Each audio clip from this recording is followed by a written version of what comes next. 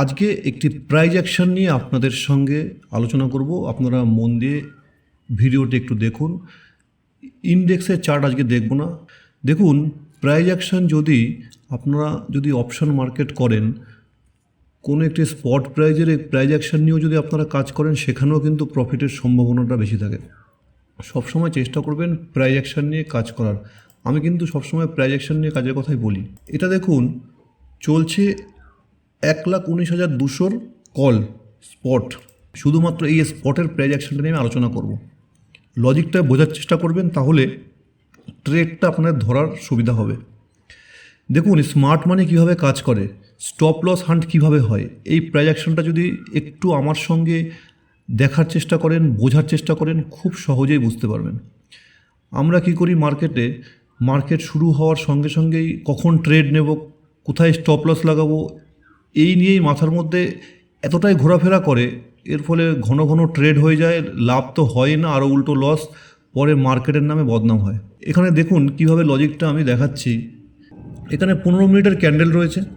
15 মিনিটের ক্যান্ডেল যদি এখানে থাকে, প্রথমে দেখুন এই ফার্স্ট ক্যান্ডেলটা যেখান থেকে মার্কেট চালু হলো, এখানে দেখুন 25শে জুলাই 5:30টার সময় এটা স্টার্ট হয়েছে। 25শে জুলাই 5:30 এখানে স্টার্ট হয়। এই প্রথমে একটা হাই লাগানো হয়, ঠিক আছে। আমি দেখুন এখানে 3টে দাগ দিয়েছি। আমার এই দাগটা দেওয়ার একটা কনসেপ্ট রয়েছে, এই কনসেপ্টটা বোঝার চেষ্টা করুন। যখন এখানে একটা হাই লাগালো, আমি এই হাইটাকে প্রথমে ধরবো না।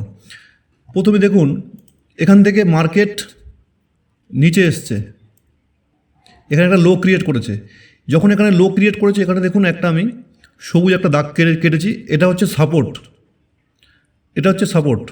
তারপর এখান থেকে এখানে গিয়ে একটা হাই বানালো, নর্মাল হাই, কোনো হাই ব্রেক করা হয়নি, কিছু হয়নি, নর্মাল একটা হাই বানিয়েছে। এই হাইটা বানিয়ে আবার একটা কারেকশন। যখন ফার্স্ট হাই বানানো হয়, তখন আমি এখানে একটা রেজিস্ট্যান্স মার্ক করব। এটা রেজিস্ট্যান্স, এটা সাপোর্ট, এটা সাপোর্ট, এটা রেজিস্ট্যান্স। এইটাকে আমি ধরিনি, কারণ এটা ফার্স্ট ক্যান্ডেল, একদম এটাকে আমি ধরবো না।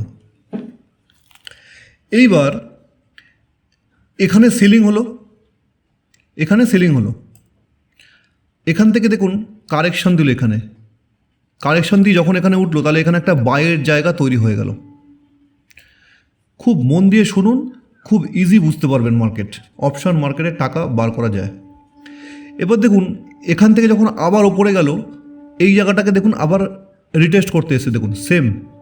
তাহলে আমি এই জায়গাটাকে আবার বাইং জোন ধরবো, আবার বাইং জোন ধরবো। এইবার এই হাইটাকে দেখুন ব্রেক করলো। এই হাইটাকে যখন ব্রেক করলো, এখানে সেলিং হলো, প্লাস রিটেলার বায়াররা এখানে কিন্তু এন্ট্রি নিয়েছে অলরেডি। দেখুন কনসলিডেশন কতক্ষণ। এই যে সাপোর্টটা আমি এখানে দাগটা কেটেছি, এই সাপোর্ট দেখুন আবার এসছে। সাপোর্টে শুধু আসেনি, এখানে কি হয়েছে আমি এখনই বলছি, আপনারা একটু কমেন্ট করে জানান যে এখানে কি করেছে স্মার্ট মানি কনসেপ্ট, এখানে কি করেছে একটু কমেন্ট করে জানাবেন। এখানে কি করেছে, এখানে যারা বাইং করেছিল তাদের এখানে এসএল লাগানো রয়েছে। দেখুন এখানে এসএল হিট হলো বায়ারদের,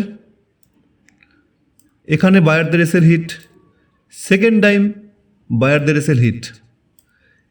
তাহলে বায়ারদের যখন এসএল হিট হয়ে গেল, বেঁচে রইল কারা? Only for seller. তাহলে এখন টপ কটা আছে?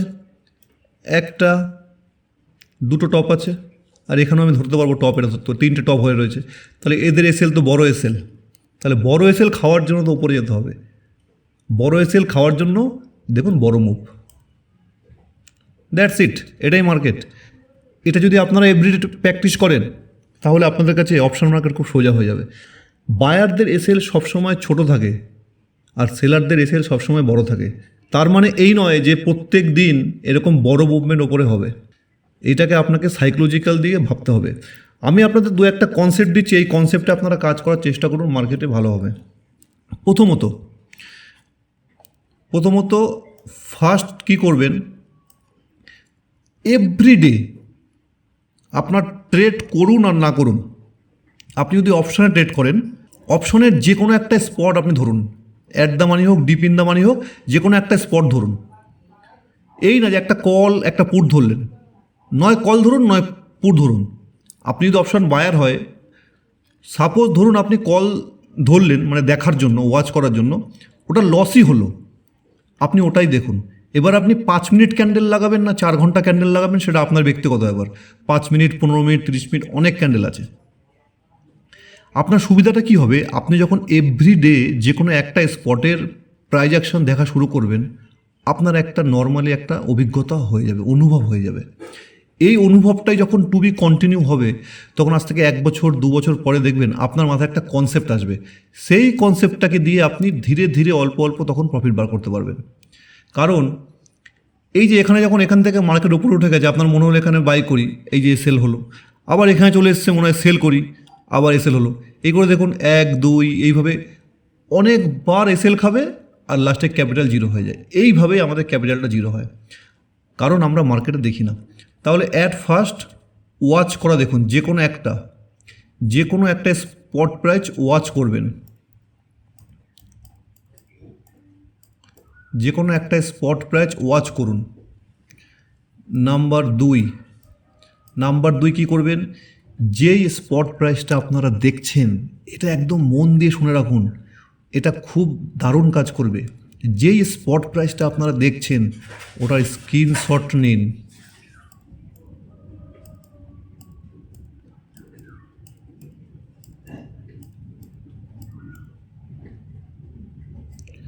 ওটার আপনি স্ক্রিনশট নিন। 3rd নাম্বার, ওই স্পট প্রাইজেরই আপনি কি করবেন, ট্রেড করবেন, প্লে ট্রেড।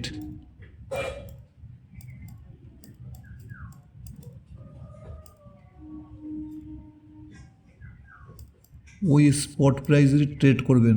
কবার করবেন, 1 থেকে 2 বার, তার বেশি করবেন না। চেষ্টা করবেন 1 বার করার, তার বেশি করবেন না। যদি এসএল হিট হয়ে যায়, কিন্তু ওয়াচ করাটা শেষ করবেন না যতক্ষণ না ওই স্পট প্রাইজের এক্সপায়ারি হচ্ছে। এই কনসেন্টেন্সিটা আপনি করে দেখুন, তারপরে আমাকে জানান কমেন্ট বক্সে। আমি আবার নতুন ভিডিও নিয়ে আসবো আপনাদের জন্য। আমার মনে হয় না এইভাবে কেউ ভিডিও বানিয়ে আপনাদের সামনে প্রেজেন্ট করে। দেখুন, গ্রাফিক্সের মাধ্যমে ভিডিও বানিয়ে মানুষের ক্লিক বিট নিয়ে আমি কমেন্ট লাইক চাই না। আমি একটা ট্রেডিংয়ের লজিক চাই।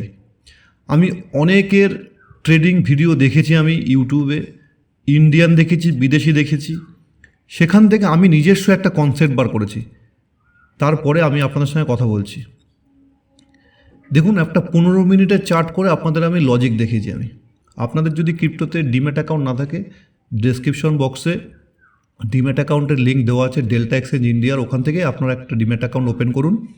এখান থেকে আপনারা ইউপিআইয়ের মাধ্যমে টাকা ডিপোজিট করতে পারবেন, আর উইথড্রল বেশিক্ষণ লাগে না, 5-7 মিনিটের মধ্যে উইথড্রল হয়ে যায়, খুব সহজ।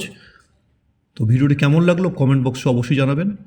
পরের ভিডিওতে আসছি, আবার দেখা হবে। নমস্কার, ভালো থাকবেন।